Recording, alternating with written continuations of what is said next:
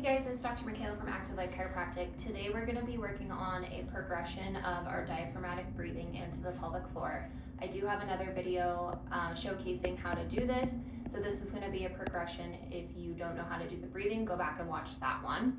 But for this one, we are specifically going to be working on hip internal rotation. So this is going to be those deep internal rotators that connect into your pelvic floor that help with hip motion as well as pelvic floor ability to relax, okay?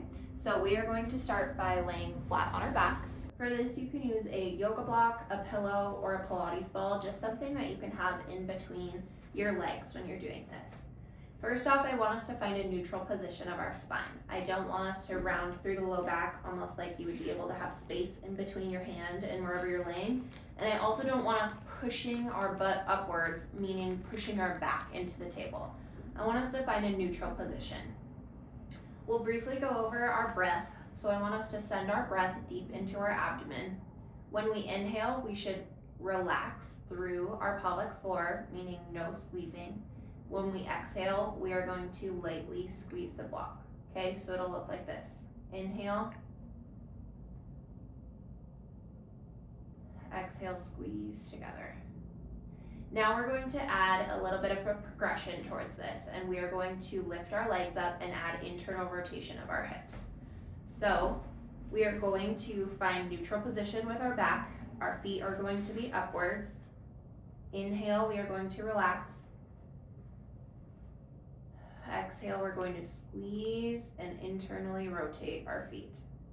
Now you don't have to squeeze as hard as you can. You can use about 40% of your effort here. It's going to be more about relaxing the mobility and then squeezing through pelvic floor. Big breath in, relax. Out, we're going to exhale. If it's too much for you to hold your legs upward and you feel yourself bracing, I want to show you one other way you can do this as well. So if you find yourself bracing at the top of that breath, we don't want that. We want to encourage relaxation through the core and the pelvic floor especially.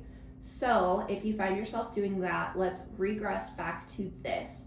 You are going to lay on the floor with your feet on the wall so you don't have to hold your legs up, meaning your core isn't working as hard, but it's still working.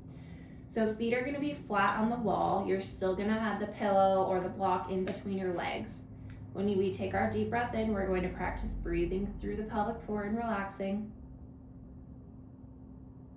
When we exhale, we're going to leave one leg on the wall for stability. We're going to squeeze and move into internal rotation of one leg. So it'll look like this. Exhale, squeeze, internal rotation of the other leg. So with this one, you're going to go back and forth, always remembering to relax in the inhale and squeezing on the exhale.